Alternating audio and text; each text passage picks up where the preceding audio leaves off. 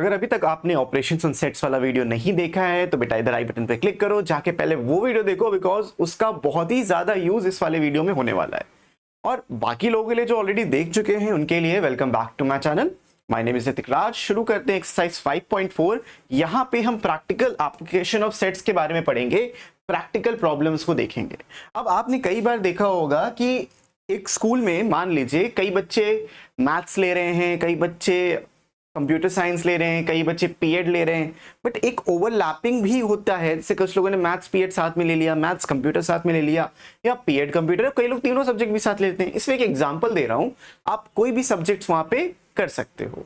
तो उसी ओवरलैपिंग में बच्चे तो नहीं बढ़ जाएंगे ना। जैसे कि अगर क्लास में सिर्फ 10 बच्चे हैं तो 5 कंप्यूटर, 5 पीएड और 5 मैथ्स ले सकते हैं। ये तो 15 हो गए सर। लेकिन नहीं यार, कई बच्चों ने ओवरलैप किया होगा ना, कि इतने बच्चे ने मैथ्स कंप्यूटर लिया होगा, तो वो सब काउंट होके टोटल तुम्हारा 10 ही बच्चे आने चाहिए।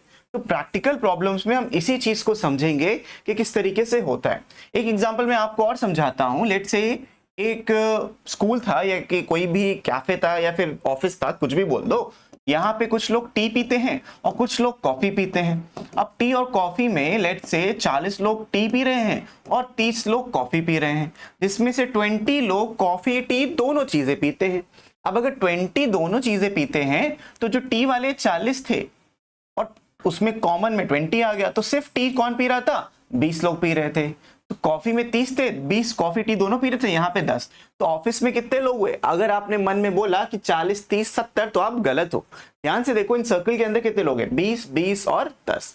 ये भी हो सकता है कुछ लोग ऐसे भी होंगे जो दोनों में से कुछ भी नहीं पीते। तो ये सारी इंफॉर्मेशन जब हम वेन डायग्राम के थ्रू रिप्रेजेंट करते हैं वो किस तरीके से होती है, उस चीज को आप समझिए। एक तो आपका यूनिवर्सल सेट होता है, वो एक्चुअली में कितने लोग टोटल वहां पे एग्जिस्ट करते हैं, that is what universal set is for, right. तो ये आपका यूनिवर्सल सेट हो जाता है। उसके बाद आप यहाँ पे 2 सेट बना लो, ये टी वाला हो गया और यहाँ पे ये कॉफी वाला हो गया, ये कॉमन रीजन है। अब ये जो चीज है, ये वाला, मानो इसमें टी और कॉफी लिख देता हूं, ये वाला जो रीजन होता है अंदर वाला, दिस रीजन, इस रीजन को हम लोग बोलते हैं ओनली टी। सिर्फ टी पीने वाले ये लोग हैं। और ये वाला जो रीजन होगा ये ओनली कॉफी का होगा, ओनली कॉफी, इनका टी से कोई रिश्ता नाता नहीं है। तो ये सिर्फ कॉफी वाला रीजन आपका यहाँ पे बन जाता है। अब इसके क्वेश्चंस बहुत ही ज्यादा सिंपल हैं, इस तरीके से बस तुमको समझ में आना चाहिए, ओनली टी, ओनली कॉफी का रीजन। उसके बाद जो ये बीच वाला रीजन है, इस रीजन में आप बोलोगे सर यहाँ पे ना बोथ टी एंड कॉफी चल रहे थे, बोथ टी एंड कॉफी। तो ये कॉमन था रीजन, जिस जो टी भी पीते थे, जो कॉफी भी पीते थे। अब इसी चीज को हम जितने भी क्वेश्चंस करेंगे उसको वेन डायग्राम के थ्रू करना ज्यादा प्रेफर करेंगे। और ओनली का मतलब क्या होगा उस चीज को समझना बहुत जरूरी था। अभी तो पहले ये क्वेश्चंस हैं, इनको समझ लेते हैं, बना लेते हैं एक वेन डायग्राम। इन्होंने बोला हुआ है, देखो भाई, एक सेट ए है, ये सेट बी है। हर बार आपको रेक्टेंगल बनाने की जरूरत नहीं है। सेट ए में 20 लोग हैं, सेट बी में 18 लोग हैं। इंटरसेक्शन का मतलब है कॉमन हिस्सा, तो यहां 5 हो गए। आप खुद सोचो, ये वाला जो गोला था, जिस सर्कल, ये वाला जो आपका सर्कल था, इसका कलर चेंज करके लेट्स से येलो कर दे रहे हैं, और इस वाले का कलर चेंज करके रेड कर देते हैं। ये जो पहला सर्कल है दैट इज येलो सर्कल, ये ए को रिप्रेजेंट कर रहा है, और येलो में 5 ऑलरेडी कॉमन पोर्शन में जा चुके हैं। तो बचे हुए कहां होंगे? यहां पे होंगे। टोटल ए के पास 20 थे, तो ये हो जाएगा 15। अब इस रेड सर्कल को देखो, इसमें टोटल 18 लोग थे, यहां हो जाएगा 13। अब अगर आपने इंफॉर्मेशन ऐसे वेन डायग्राम में लिख ली तो आपका पूरा क्वेश्चन खत्म। एन बी माइनस ए, बी के लोग जो ए में ना हो। बी माइनस ए का मतलब यहां पे क्या होगा? बी माइनस ए का मतलब होता है ओनली बी। ए माइनस बी का मतलब होता है ओनली ए। तो ये छोटी छोटी चीजें जो आपको पता होनी चाहिए। इंटरसेक्शन का मतलब होता है बोथ ए एंड बी, और ए यूनियन बी का मतलब होता है ए और बी। ये मीनिंग होता है। तो आपको ये सारे मीनिंग पता होने चाहिए। अब आप देखोगे number of elements of B minus a, अगर आप इसको फॉर्मूले से भी करना चाहो तो आप ये लिख सकते हो, number of elements of B minus number of elements of A intersection B. तो B में से जो कॉमन पोर्शन था उसको हटा दिया। B का मतलब ये है बाय द वे, 18 में से 5 हटा दिया। और अगर आपको only B directly when diagram देख के समझना है तो ये वाला पोर्शन ओनली B बताता है, तो इसका आंसर सीधा सीधा 13 आ जाएगा। A यूनियन B, 15 5 20 और 13 33, तो टोटल यहाँ पे 33 हो गए। आप इस चीज को फॉर्मूले से भी कर सकते थे, ए यूनियन बी वाले से, number of elements of A plus number of elements of B minus number of elements of A intersection B. तो तुम देखोगे एग्जैक्टली वही मिलेगा। ए में 20 एलिमेंट्स थे, बी में 18 एलिमेंट्स और कॉमन में 5, तो 20 18 38 माइनस 5 33, तो एग्जैक्टली वही आएगा जो आपको दिख रहा है। ठीक है, ए माइनस बी, सिर्फ ए में कितने लोग हैं? 15 लोग हैं। ए यूनियन भी पता नहीं 2 बार क्यों पूछ लिया, इसमें फिर से 33 लोग हो जाएंगे। ये सिंपल सा पहला क्वेश्चन आपका सॉल्व हो गया बिना किसी दिक्कत के। क्लियर? बढ़ते हैं अगले क्वेश्चन की तरफ, which is question number 2। A union B में 18 लोग थे, ए माइनस बी में 5 हैं, बी माइनस ए में 3 है, आपको इंटरसेक्शन बताना है। अगर तो आप फॉर्मूला याद कर सकते हो बहुत ही बेहतरीन है, नहीं कर सकते तो उसका मैं जुगाड़ बताता हूं। फॉर्मूला ये होता है कि number of elements of a minus B and number of elements of b minus a, it's basically number of elements of a union b minus number of elements of a intersection b। तो अगर आपको formula याद हो जाता है ये वाला तो गुड इनफ, नहीं होता है तो उसका जुगाड़ मैं बताता हूं, उसकी टेंशन आपको लेनी नहीं। मान लीजिए ये सेट a है, ये सेट b है। अब a सेट के पास कितने एलिमेंट्स हैं मुझे नहीं पता, b के पास कितने नहीं पता, लेकिन ये मालूम है इनका यूनियन 18 है, मतलब इस गोले के अंदर जितनी चीजें होंगी सबका सम जो होगा वो 18 होने वाला है। a माइनस बी यानी कि ओनली a की बात कर रहे हैं, 5 है, ये 3 है, 5 3 8 हो गया, टोटल 18 थे, मतलब 10 लोग कॉमन पोर्शन में लाए करेंगे कुछ इस तरीके से। अब हमसे पूछा गया था इंटरसेक्शन बताना, आंसर हो जाएगा 10। यही चीज आप फॉर्मूले से अलग कर सकते थे। फॉर्मूले से करोगे a माइनस बी में 5 है, इसमें 3 है, इसमें 18, इसमें आएगा a इंटरसेक्शन b। तो इस चीज को लेफ्ट में ले आओ, a इंटरसेक्शन b, और ये 5 3 8 उसको राइट में ले जाओगे, 18 माइनस 8 ये हो जाएगा 10। तो आप चाहे फॉर्मूला लिख के करो या वेन डायग्राम से, दोनों से ही आपको नंबर मिलेंगे और आपको बस समझ में आना चाहिए आप कर क्या रहे हो। ठीक है, I hope this is clear to all of you. बढ़ते हैं हम अगले क्वेश्चन पे। a एंड b 2 सेट्स थे such that a minus b इतना, b माइनस a इतना एंड इंटरसेक्शन 10 है, देन फाइंड द फॉलोइंग। ये एग्जैक्टली प्रीवियस डायग्राम इन्होंने दे दिया, ये देख रहे हो, ये a माइनस बी बोल रहे हैं 5 है, ये 3 है और ये 10 है, क्वेश्चन में दे दिया। Find the following a union b, कितना दिख रहा है? 18, तो ये हो जाएगा 18। Number of elements of a, ये जो सेट a है ये पूरा सेट a कहलाता है, तो 5 10 15 हो गए, जिसमें कॉमन पोर्शन भी इंक्लूड हो जाता है, और ये सेट b हो जाता है पूरा, जिसमें हो गए आपके 13 एलिमेंट्स। तो आपने पूरा फटाफट सॉल्व कर लिया, इस तरीके से करना था। क्वेश्चन 3 भी हो गया। क्वेश्चन नंबर 4 पे आते हैं। Number of elements of universal set is 48 और a complement union b complement 36 था, हमें इंटरसेक्शन बताना है। अब अगर आप चाहो तो फॉर्मूला भी याद कर सकते हो, लेकिन मुझे वेन डायग्राम बनाना ही ज्यादा बेटर लगता है। अब क्योंकि यूनिवर्सल सेट दिया है तो it's better to make it like this, नहीं भी बनाओगे कोई दिक्कत थोड़ी है। यहाँ पे सेट a है, यहाँ पे सेट b है, यूनिवर्सल सेट मतलब आपके 48 एलिमेंट्स टोटल, ये जो रेक्टेंगल है वो 48 एलिमेंट्स को दर्शा रहा है। अब उस 48 एलिमेंट्स में a complement union b complement में 36 एलिमेंट्स है। अब a complement union b complement होता क्या है? Everything except the common region. ये सब आप जो कवर करोगे यहां से, ये सारी चीजें जो मैं शेड कर रहा हूं, this is known as a complement union b complement. Union लगा था ना, तो आपको ये कुछ इस तरीके से शेड करना था, ऐसा। तो ये 48, ये 36 है, जो शेडेड पोर्शन है, द शेडेड पोर्शन इज 36। तो टोटल 48 शेडेड 36, मतलब ये तो हो जाएगा 12। तो इसका आंसर कितना आ जाएगा? 12। ये तो वेन डायग्राम से हो गया, लेकिन अगर वेन डायग्राम नहीं बनाया तो क्या करना वो भी समझ लो। ये जो होता है number of elements of a intersection b, इस पूरे का अगर आप कॉम्प्लीमेंट ले लो तो आपको मिल जाएगा number of elements of universal set minus the number of elements of a complement union b complement। ठीक है, इस तरीके से आप निकाल सकते हो। यहाँ पे सिर्फ number of elements of a intersection b लिख दो, ये फॉर्मूला होता है। ठीक है, I hope this is clear. अब सर ये इंटरसेक्शन है यूनियन क्यों? क्योंकि एक लॉजिक होता है जिसको आप बोलते हो कि सर a इंटरसेक्शन b का जो होल कॉम्प्लीमेंट होता है वो a complement union b complement होता है। इसको कहते हैं डे मॉर्गन्स थ्योरम, और उसी का यूज कर रहे हैं। अब देखो कॉम्प्लीमेंट क्या होता है? ओरिजिनल यूनिवर्सल में से नॉर्मल को हटा दो, या नॉर्मल क्या होता है? ओरिजिनल में से कॉम्प्लीमेंट को हटा दो। तो ये चीज और ये चीज एक्चुअल में सेम थी, तो आपने यहाँ पे लिखा 48 माइनस 36, आपको मिल जाएगा 12 एज द आंसर। तो ये इतना सिंपल सा कॉन्सेप्ट है, डिमॉर्गन्स लॉ था ये, जिसका आपको यूज करना था। ठीक है, बढ़ते हैं अगले सवाल के ऊपर। इसमें बोला है यूनिवर्सल सेट में 41 एलिमेंट्स हैं, ए में 22 है, इंटरसेक्शन में इतना। तो जो इन्फॉर्मेशन आपको दी गई है उसको हम वेन डायग्राम से, अब वेन डायग्राम से ही करते हैं। फॉर्मूला आप खुद से अब कर सकते हो। फॉर्मूला का वीडियो नहीं देखा तो इधर इस तरफ आई बटन पे क्लिक करो, मिल जाएगा वीडियो भी आपको। इधर 41 यूनिवर्सल सेट में 41 एलिमेंट्स थे, ए में 22, मतलब ये जो सर्कल है वो 22 एलिमेंट्स का है, ये सेट ए हो गया। और इंटरसेक्शन में 8 एलिमेंट्स थे, और ए यूनियन बी का होल कॉम्प्लीमेंट 6 था। ए यूनियन बी मतलब इन गोले को छोड़ के सब कुछ का मतलब 6 है, यानी बाहर के एलिमेंट 6 है। रेक्टेंगल और सर्कल के बीच का जो एरिया है उसमें 6 एलिमेंट्स होंगे। एनी विच वेज, अब देखो यहाँ पे 8 एलिमेंट्स हो गए, ए में टोटल 22 थे, 8 हटा दोगे तो यहाँ बचेंगे 14। अब टोटल 14 6 20 और 8 28, टोटल 41 थे। 28 हो गए, 41 थे, तो डिफरेंस कितने का? 13 का। तो वो 13 एलिमेंट्स कहाँ जाएंगे? उन 13 एलिमेंट्स को यहाँ पे आना पड़ेगा। और हमें बताना था the number of elements of B. तो वेन डायग्राम देख के आप बता सकते हो द बी का मतलब ये नहीं है, ये मतलब ओनली बी होता है।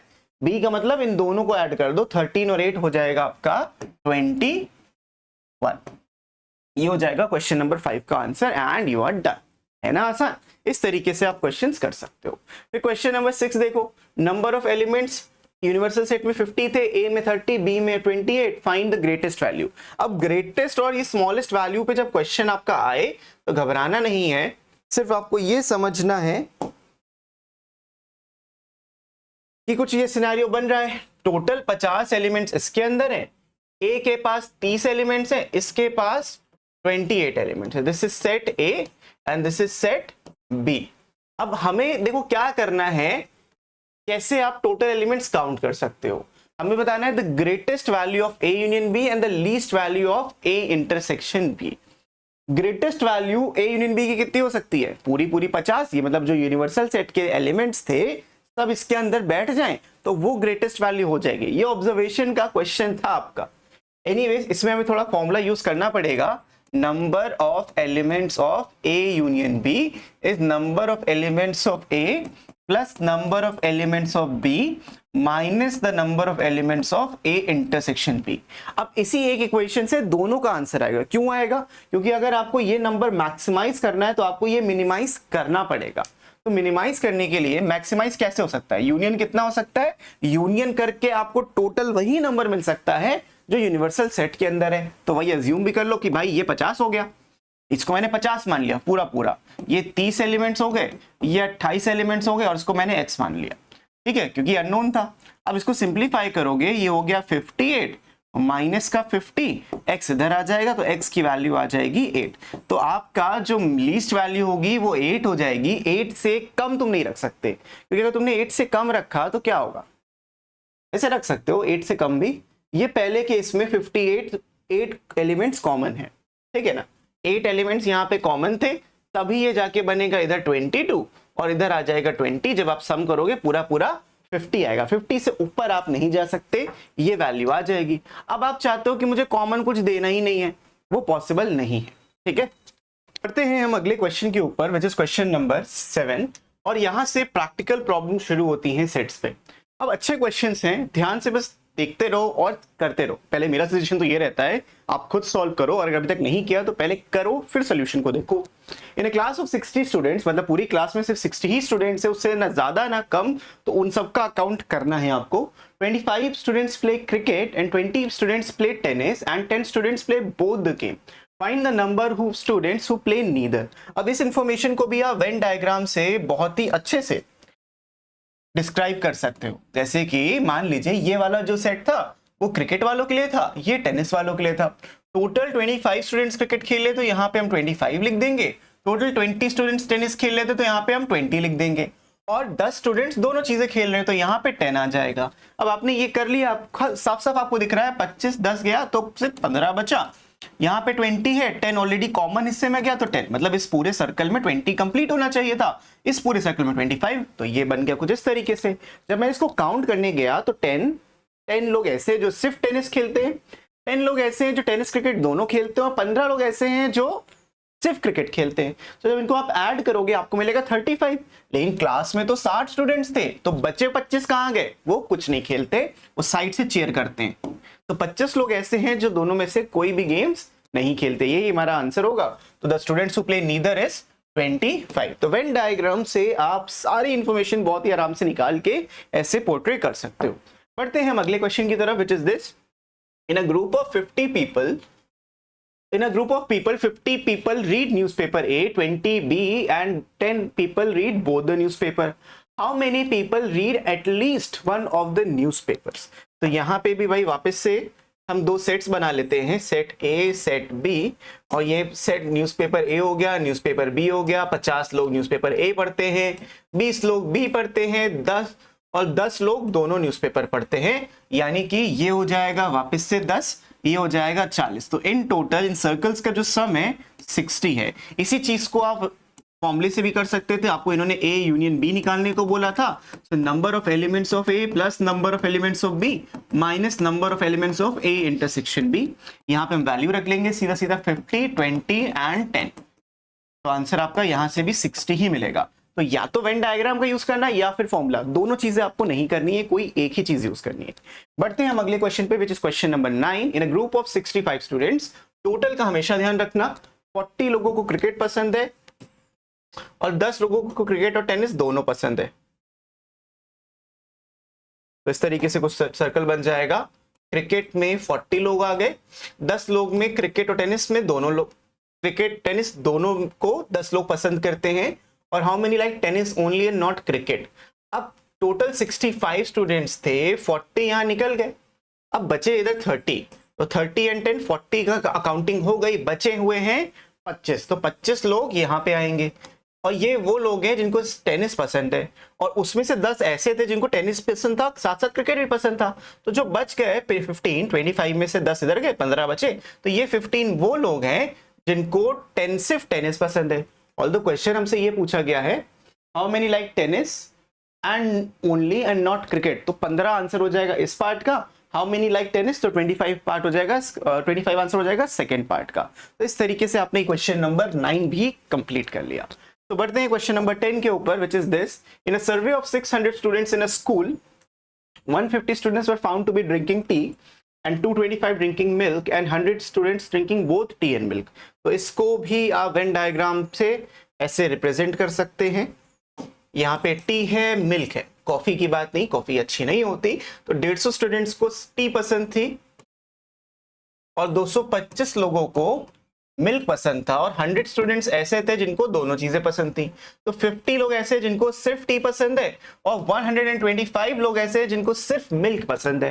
How many students were drinking neither T nor milk. Total 600 students थे ना, अगर इनकी आप अकाउंटिंग करो तो 50 एंड 125 175 और 100 यानी 275। तो 275 लोगों को या तो टी पसंद है या तो मिल्क पसंद है। तो जो बच गए 600 में से 600 माइनस का 275 आपने कर लिया, तो आपको मिल जाएगा यहां से 325। इतने लोगों को ना ही टी पसंद है ना ही मिल्क पीते, इनको क्या पसंद है? बॉर्नवीटा बिना मिल्क के। तो ये डन, ठीक है। तो you are done with question number 10। Let's move on to question number 11।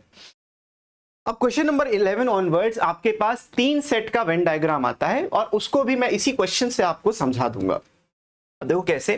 3 set का वेन डायग्राम के लिए आपको ऐसे 3 सेट बना लेने हैं, 1 2 और यहां पे ये 3। अब ये क्योंकि इन्होंने न्यूज़पेपर H की बात की है, न्यूज़पेपर T की बात की है और न्यूज़पेपर I की बात की है। तो H T and I है। ये वाला जो हिस्सा होता है ये ओनली H के लिए होता है, ये वाला हिस्सा ओनली T के लिए होता है, ये वाला ओनली I के लिए है। तो ABC भी होता तो सेम ही चीज वर्क करती। ये कॉमन पोर्शन देखो, जब भी हम इस पोर्शन को लेंगे ये वाला पूरा, तो ये रिप्रेजेंट करेगा बोथ H एंड I। ऐसे लिखा है तो ये वाला पोर्शन था। लेकिन अगर सिर्फ हमको इतने पोर्शन को लेना हो, सिर्फ ये वाला अंदर वाला दिस पोर्शन, तो ये पोर्शन को बोला जाता है H एंड I ओनली। तो ये ओनली वर्ड बहुत बहुत बहुत ज्यादा इंपॉर्टेंट है। ये पहले भी हो सकता है, बाद में भी हो सकता है। तो both H and I only होगा। तो ये क्यों इसको नहीं हटाया, इसको हटा क्यों दिया? क्योंकि इसमें टी भी इंक्लूड हो जा रहा था, तो सिर्फ एच और आई वाला हिस्सा ये है। Similarly only H and T वाला हिस्सा ये है, ओनली आई और टी वाला हिस्सा ये है। लेकिन इसमें तुमसे टी एंड आई लिखाओ, ओनली वर्ड यूज नहीं हुआ है, तो टी एंड आई का ये वाला पूरा का पूरा हिस्सा आपका हो जाएगा। तो ये छोटी छोटी बातें हैं, इनका ध्यान आपको रखना है। अब इसी के बेसिस पे चलो क्वेश्चन को सॉल्व करते हैं। यहाँ पे दूसरा मैं वेन डायग्राम का सेट बनाता हूं, कुछ इस तरीके से बन जाएगा, समथिंग लाइक दिस। अब इसमें जो इंफॉर्मेशन दी है उसको फिल करना है। एक ट्रिक बताता हूं कि किस तरीके से आप बहुत जल्दी इसको फिल कर सकते हो। सबसे पहले ये सबसे अंदर वाले पोर्शन की वैल्यू ढूंढो। ये पोर्शन कौन सा है जिसमें तीनों ओवरलैप कर रहे हैं, मतलब all three H T N I, कितने लोग ऐसे हैं जो तीनों न्यूज़पेपर पढ़ते हैं। अब हमसे बोला गया है, देखो यहाँ पे 3 रीड ऑल द 3 न्यूज़पेपर्स, तो यहाँ पे आपको 3 भर देना है। It's that simple. यहां से ही शुरू करोगे हमेशा, बीचों बीच से। अब शुरू से शुरू करते हैं। टोटल 60 लोगों का सर्वे हुआ। It was found that 25 people read newspaper H, तो यहां पे 25 लोग न्यूज़पेपर एच पढ़ रहे थे। 26 रीड न्यूज़पेपर टी, तो टी 26 लोग पढ़ रहे थे। एंड 26 ओनली रीड न्यूज़पेपर आई, तो 26 लोग न्यूज़पेपर आई पढ़ रहे थे। तो इस तरीके से इंफॉर्मेशन लिख ली। उसके बाद 9 read both H and I. Remember यहां क्या लिखा है, बोथ एच एंड आई, मतलब ये कंप्लीट हिस्सा एच एंड आई को डिनोट करता है, लेकिन हम ऑलरेडी उससे 3 निकाल चुके हैं। तो 9 जो था इस पूरे की वैल्यू थी, इस पूरे की। अब इसमें जब 3 जा चुका है तो बचा कितना, 6 ना, तो वो 6 यहां पे आ जाएगा इस तरीके से। इसी तरीके से आप बाकी को भी भर लोगे। 11 read both H and T, तो एच और टी में 11 है, लेकिन 3 ऑलरेडी यहां जा चुका है, तो यहाँ पे 8 होगा। 11 8 + 3 11 ही तो आ रहा है। फिर 8 रीड टी एंड आई, तो टी और आई को 8 लोग पढ़ते हैं, 3 ऑलरेडी यहाँ कवर्ड है, तो यहाँ पे 5 आ जाएगा।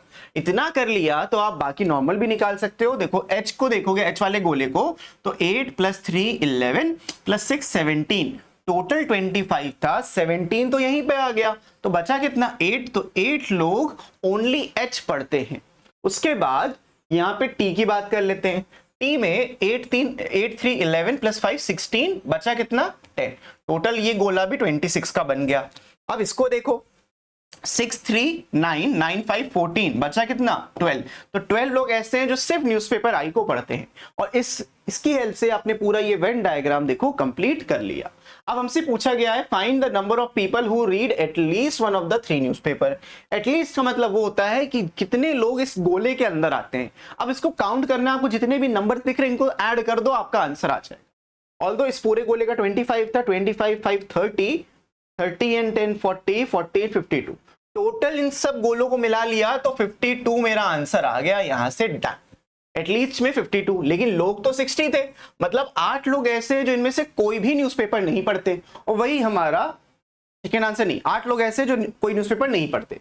The number of people who read exactly 1 newspaper, exactly 1, वो एच भी हो सकता है, आई भी हो सकता है, और टी भी हो सकता है। तो एग्जैक्टली 1 में 8 12 20 एंड 10 30, तो सेकेंड पार्ट का आंसर आ जाएगा 30। तो इस तरीके से क्वेश्चन नंबर 11 भी आपने सॉल्व कर दिया। 3 सेट का वेन डायग्राम बहुत आसान होता है, लेकिन बस प्रैक्टिस आपको चाहिए। तो प्रैक्टिस कैसे करनी है, इन सारे क्वेश्चन से, प्लस अपने बुक के एग्जांपल्स लगा लो। और मैं फिर से आपको याद दिलाना चाहता हूं, अगर आपको ये शीट चाहिए सॉल्व एग्जांपल्स के साथ, इधर भाई डिस्क्रिप्शन में जाओ, ऐप डाउनलोड करो, फ्री मटेरियल में जाके पूरी की पूरी शीट आपको मिल जाएगी। और सिर्फ यही नहीं, जितना भी मैंने पहले पढ़ा रखा है सब कुछ आपको मिलेगा with annotations and solved examples.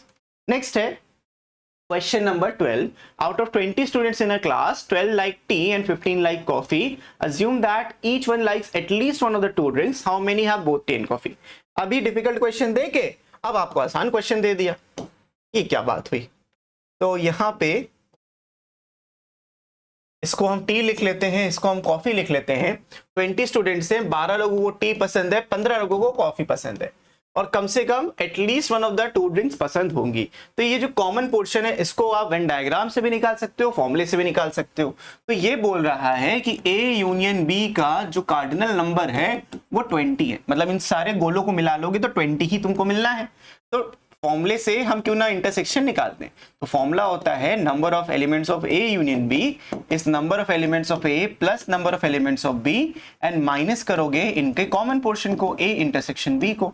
तो ये तो 20 हो गया, ये 12 है, ये 15, माइनस में इसको x मान लेते हैं तो x की वैल्यू आ जाएगी 7। 12 27 माइनस 27, x आ गया आपका यहाँ पे 7, मतलब ये वैल्यू 7 हो जाएगी। यहाँ पे माइनस करोगे 5, यहाँ माइनस करोगे तो 8। ठीक है, तो ये बन गया। अब देखो सब आप सारे के सारे आंसर निकाल सकते हो। बोथ टी एंड कॉफी में 7 आ जाएगा, only T and not coffee में 5 आ जाएगा, only coffee and not T में 8 आ जाएगा। जैसे ही आपने वेन डायग्राम में इंफॉर्मेशन भरी, आपको सारे के सारे आंसर ऐसे मिलते चले गए। ठीक है, तो ये क्वेश्चन भी हो गया। बढ़ते हैं अगले question, that is question number 13 के ऊपर। In a group of 400 people who speak either Hindi और इंग्लिश और बोथ, टोटल 400 लोग हैं। 230 230 क्या होता है, 230 speak Hindi only and 70 speak both English and Hindi. Then how many of them speak English only? Okay, so let's make this Venn diagram. यहाँ पे आप हिंदी और इंग्लिश को ऐसे लिख सकते हो। टोटल 400 लोग थे who speak either Hindi, English और बोथ। इसमें बस इतना मतलब है कि कोई भी ऐसा नहीं है जो इन दोनों भाषाओं में से नहीं बोल रहा है, या तो हिंदी बोल रहा है या इंग्लिश बोल रहा है या दोनों बोल रहा है। मतलब इन दोनों गोलों का जो सम होगा वो 400 होगा, वो सबका याद रखो। 230 स्पीक हिंदी ओनली, तो 230 लोग ऐसे हैं जो सिर्फ हिंदी में बात करते हैं। 70 लोग ऐसे जो बोथ इंग्लिश और हिंदी में बात करते हैं। How many of them speak English only? तो देखो 230 एंड 70, 300 यहीं पे हो गया। टोटल 400 लोग थे, तो भाई बचा जो यहाँ पे भर दो 100, क्वेश्चन डन, काम खत्म। है ना आसान? इसी तरीके से ये क्वेश्चन हो गया। अब अगर आपको इसको फॉर्मूले से करना था तो कैसे करना? फॉर्मूले से आपको ये यूज करना था कि Hindi minus English plus number of people English minus Hindi equals to number of people of English union Hindi minus number of people of English intersection Hindi. तो ये आपको वैल्यूज रख के सब कुछ करके आपको क्या मिल जाता? ओनली इंग्लिश, ये ओनली इंग्लिश है, ये ओनली हिंदी, तो ये वाली वैल्यू मिल जाती है ना। सिंपल से वैल्यूज रखनी तो कुछ नहीं करना था। तो वेन डायग्राम से कर सकते हो या फिर फॉर्मूले से, बट दोनों में से कुछ एक यूज करना, दोनों यूज करने की जरूरत नहीं है। ठीक है, so we are done with this question 13। Let's move on to second last question which is 14। अब इस क्वेश्चन में बोला गया है in a group of 70 people 45 speak Hindi language, 33 speak English language. Okay, तो let's make the Venn diagram.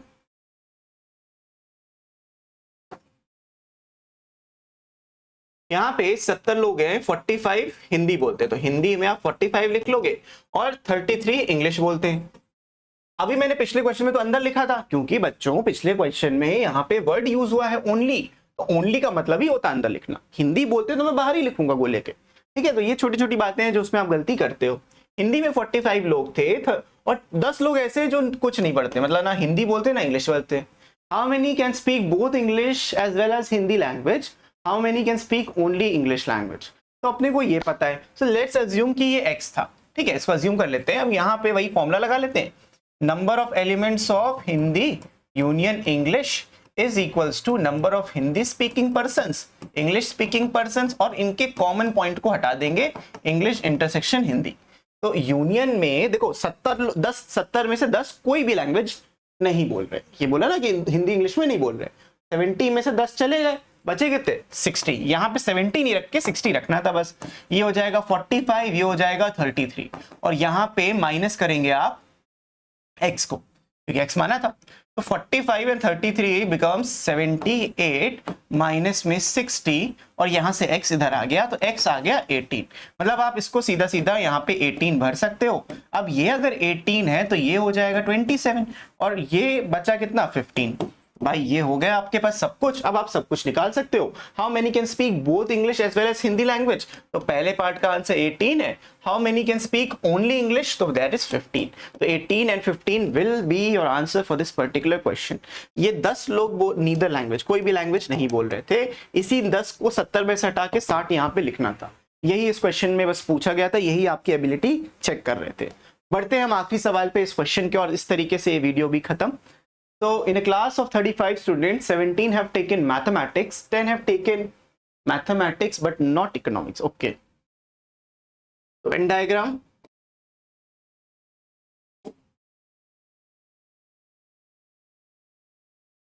17 have taken mathematics, maths है और इकोनॉमिक्स है, दो ही सब्जेक्ट हैं। 17 लोगों ने लिया है, 10 ने मैथमेटिक्स लिया लेकिन इकोनॉमिक्स नहीं लिया, मतलब 10 यहाँ पे आ जाएगा तो 7 यहाँ पे आ जाएगा।